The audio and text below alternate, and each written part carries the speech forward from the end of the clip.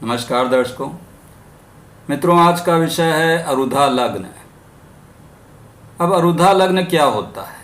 जो जनता में आपकी इमेज है, जनता या दूसरे लोग आपको किस तरीके से जानते हैं, उसका पता अरुधा लग्न के द्वारा लगता है। एक तो राशि कुंडली का लग्न होता है, जिसके द्वारा हम खुद अपने बारे में जानते हैं कि हमारा व्यक्तित्व कैसा है, स्वभाव कैसा है। तो इस प्रकार जो राशि कुंडली से जो लग्न बनता है, उसके द्वारा तो हम खुद अपना विश्लेषण कर सकते हैं, लेकिन दूसरे आपके बारे में क्या सोचते हैं, उनकी नज़र में आपका क्या स्टेटस है, उसका पता अरुधा लग्न के द्वारा लगता है। अरुधा लग्न वास्तव में जो राशि कुंडली का लग्न है, उसकी एक इमेज के तरह काम करता है, उसके प्रतिबिंब के रूप में काम करता है। अब अरुधा लग्न को किस प्रकार निकाला जाएगा? तो इसको यहाँ कुंडली में हम समझते हैं कि जैसे ये वृश्चिक लग्न की कुंडली है। अब इसमें लग्नेश जो हुआ वो मंगल हुआ, और लग्नेश यदि हम इस कुंडली में देखते हैं तो यहाँ 10वें भाव में बैठा है, अर्थात लग्न से 10 स्थान आगे पर बैठा हुआ है 10वें भाव में।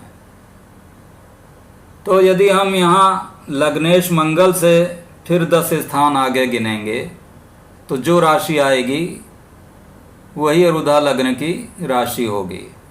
तो यदि मंगल यहाँ 10वें भाव में बैठा है तो यहाँ से हम 10 स्थान आगे गिनेंगे तो वो 7वां भाव पड़ेगा। तो इस प्रकार 7वें भाव में जो राशि आएगी, वृष राशि, वही अरुधा लग्न कहलाएगा।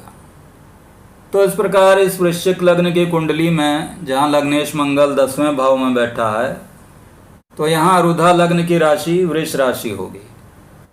इसी प्रकार यदि लग्नेश मंगल मान लीजिए कि मकर राशि में बैठा हो, लग्न से 3 भाव आगे बैठा हो मकर राशि में, तो तब हमको अरुधा लग्न निकालना हो, तो फिर जहाँ लग्नेश मंगल बैठा हो, मान लीजिए यहाँ 3रे भाव में बैठा है, तो वहाँ से हम 3 भाव आगे गिनेंगे।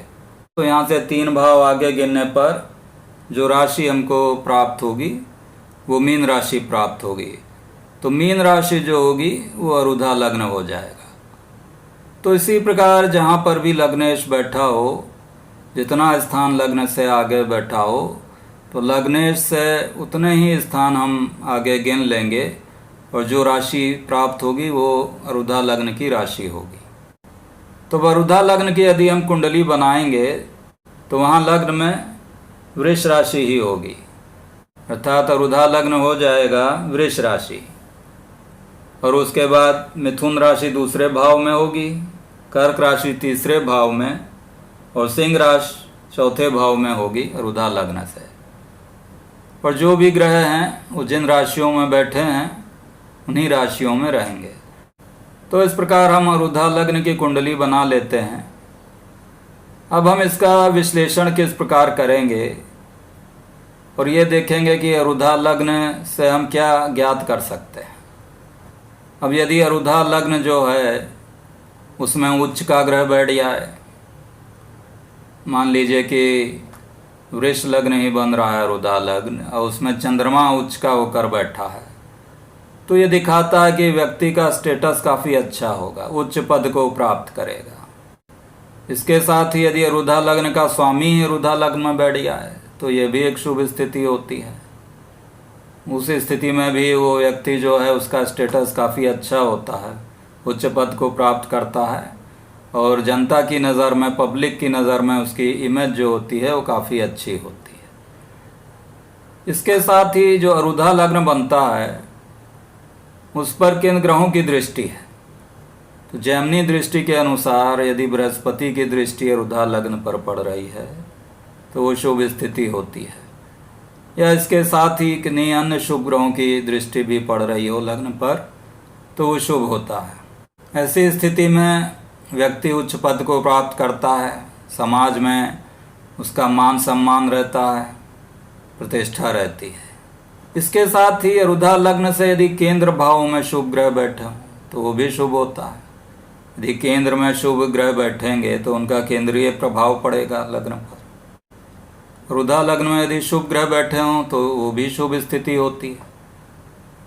अब जितने जो बड़े बड़े लोग हैं, जो सामाजिक रूप से जिनका स्टेटस काफ़ी अच्छा है और जिन्होंने काफ़ी प्रसिद्धि प्राप्त करी है, तो उनके रुधा लग्न को यदि देखेंगे तो वहाँ पर हमें दिखेगा कि उस लग्न में कोई शुभ ग्रह बैठा है या किसी शुभ ग्रह की दृष्टि है। अब मान लीजिए यदि किसी व्यक्ति ने संगीत के क्षेत्र में प्रसिद्धि प्राप्त करी है या एक्टिंग के क्षेत्र में उसने प्रसिद्धि प्राप्त करी है, तो ऐसे लोगों की कुंडली में ये देखा गया है कि रुधा लग्न में शुक्र बैठा हुआ है या रुधा लग्न से सप्तम भाव में शुक्र की स्थिति है। तो इस प्रकार रुधा लग्न में यदि कोई शुभ ग्रह बैठा है या उससे सप्तम भाव में भी कोई शुभ ग्रह बैठा हो, तो वो भी व्यक्ति के सामाजिक क्षेत्र में काफ़ी अच्छी पहचान बनाता है। रुधा लग्न से यदि केंद्र भाव में अशुभ ग्रह बैठे हों या पाप ग्रह बैठे हों, तो वो उस व्यक्ति की समाज में एक अच्छी छवि नहीं बनाता है। आप भले ही काफ़ी व्यक्तिगत रूप से अच्छे इंसान हों, लेकिन समाज में जो आपकी छवि बनेगी वो अच्छी नहीं रहेगी।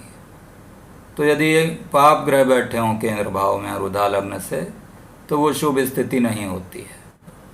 इसके साथ ही रुधा लग्न की कुंडली से हम व्यक्ति की धन की स्थिति को भी देखते हैं कि आर्थिक रूप से वो व्यक्ति कितना संपन्न है। तो धन की स्थिति को देखा जाता है कि आय उसकी कैसी है, और व्यय की स्थिति को भी हम रुधा लग्न से देख सकते हैं कि व्यक्ति का खर्च कितना होता है।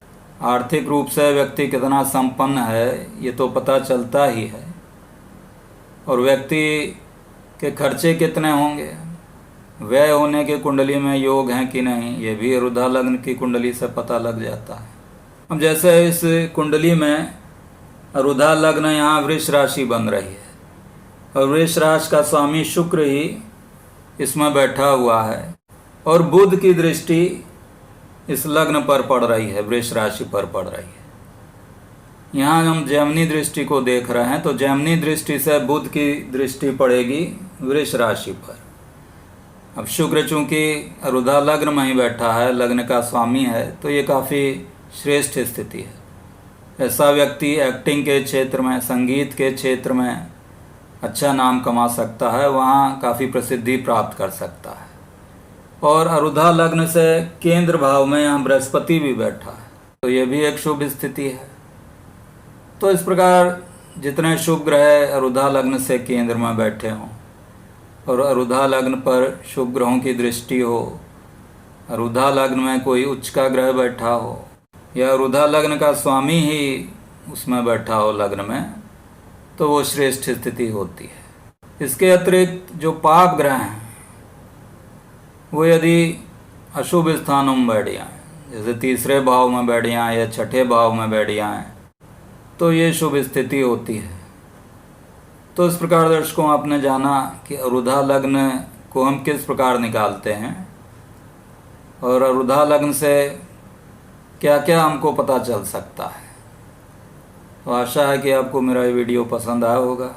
यदि पसंद आया हो तो कृपया लाइक करें, शेयर करें, सब्सक्राइब करें। धन्यवाद।